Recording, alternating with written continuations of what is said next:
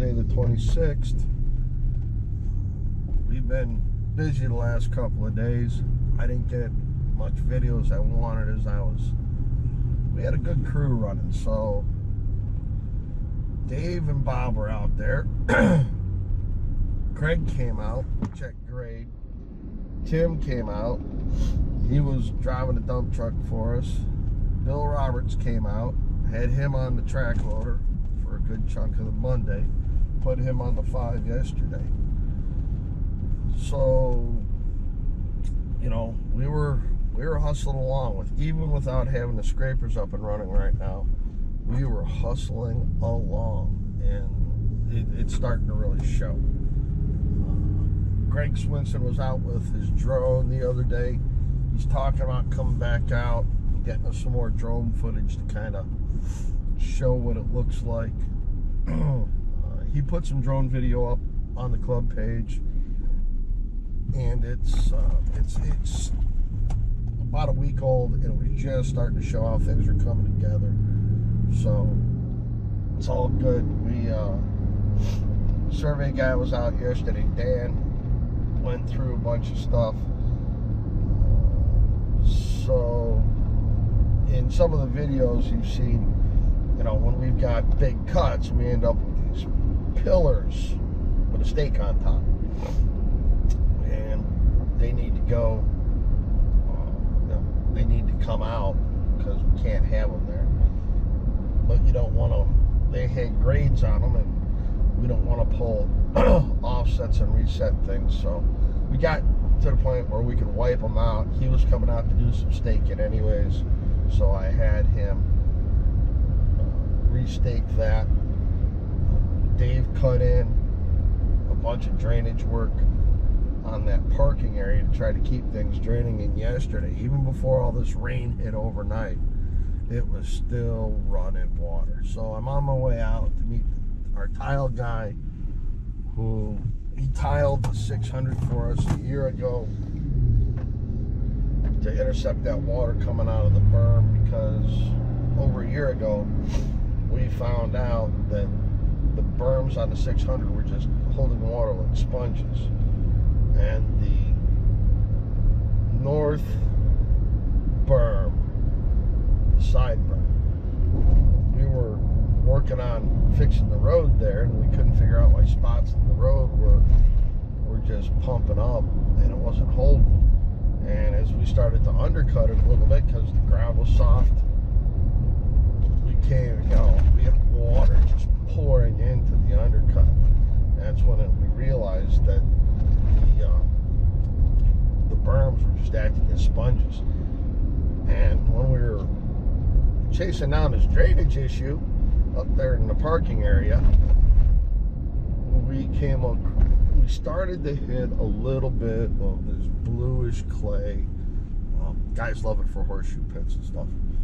And we started to come across some of that stuff just around an 8-foot cut, just around there. And what we think, without doing a bunch of borings and samples and everything else, and we've seen some of this blue clay in other parts. Down by the building, there's a lot of this blue clay up on top. Now, I don't know if that was because when the original contractor built parts of this, he did some land balancing and found some of that out of the bottom of a lake and put it up there, or if that's just where it naturally is.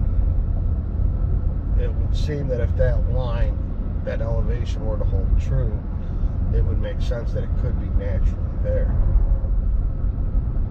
But we think this layer of blue clay is down there.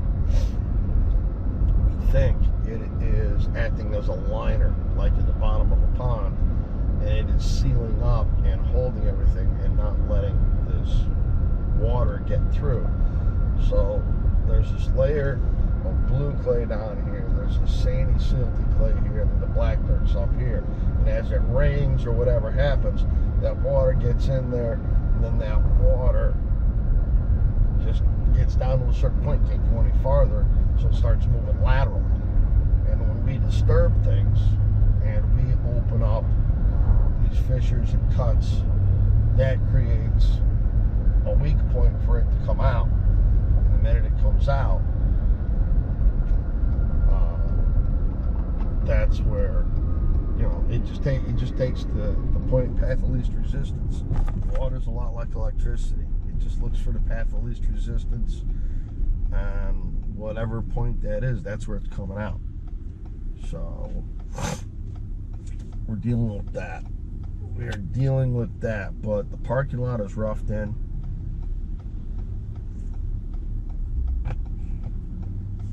First bay is roughed in. We cut it flat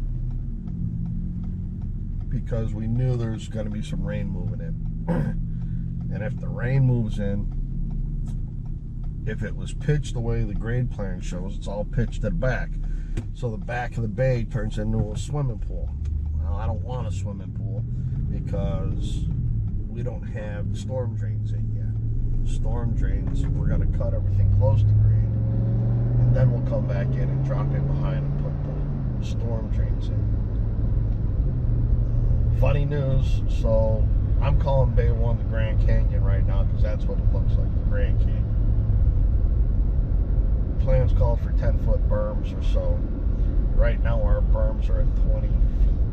They're 10 feet taller than what they're supposed to be. We got some excess dirt there, and if we need to take some of that down and do something else with it, we will. Because it looks like we're going to be short on dirt on the east side. Over on the east side, we're chasing down some drainage issues over there. And as we chase that down, we're finding we got 2 feet of black dirt in a lot of areas. So that 2 feet of black dirt, in some areas we got a 4-foot cut. I'll take that 4-foot cut out, take 2 foot of black dirt out of it, now it's only a 2-foot cut. It's not a lot of material. And in a couple of areas where we've got some fills, we might have a 2-foot fill. Well, if you pull 2 feet of black dirt out, that 2-foot fill is now a 4-foot fill.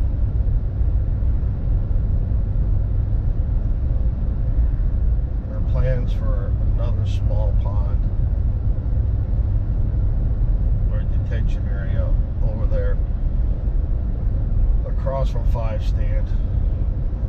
We'll see if we're going to have to get into that or not. There's a lot of clay over on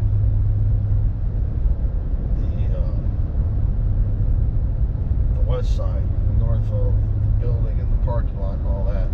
We're going to go take a look at. That parking lot's going to get redone some. There's got to be at least one long night of looking at prints and inverts and figuring all that stuff out and see what we can do and how we can save some of this stuff. Or we can pull out. We'll get there. We're starting, and we're going to meet this tile guy because the concept is we're going to run a drain tile along the western slope, the bottom of the western slope or the toe of the slope. We're going to run it north-south on the west end. Then we're going to make a 90. We're going to come out and we're going to run east down where that transition road is. And we'll make that happen.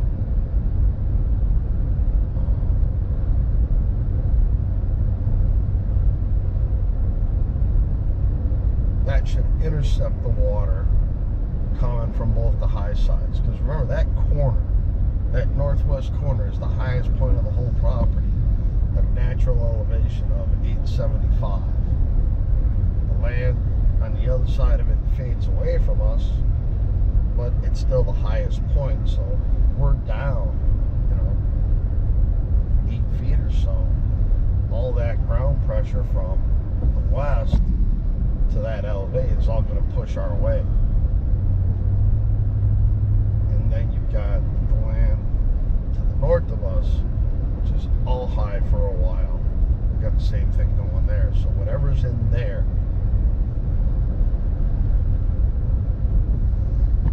we got to fight all that. So so we put the tile in, we fill the ditch with CA7, no fines, and then all that groundwater hopefully permeates to there, and from there it hits our drain, and that way we don't have that water running into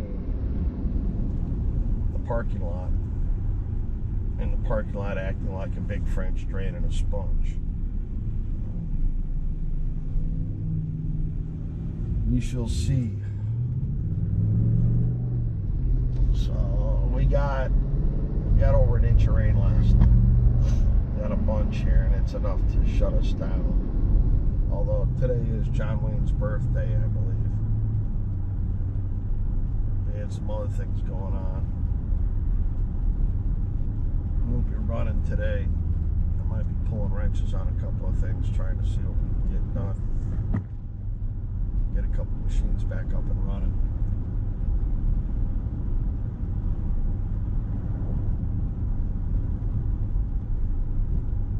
But she is really starting to take shape now. She really is. I think that we got a plan. And we'll work through that plan and see what we can do.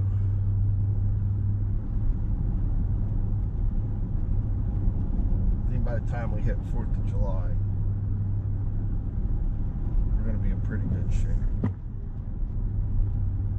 Expecting cover to start on the 600 next week, then cover over on the Bullseye Range, and we should be ready to start putting in the target lines on the concrete on the Bullseye Range.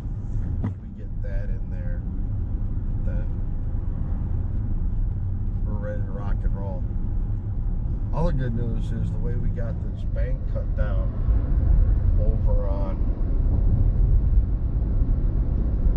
where the transition is going to the east side, we may not need to put a block wall in parts of that. If we don't have to put that block wall in, it's going to save us a ton of money and time. It's one less project or sub-project I have to do.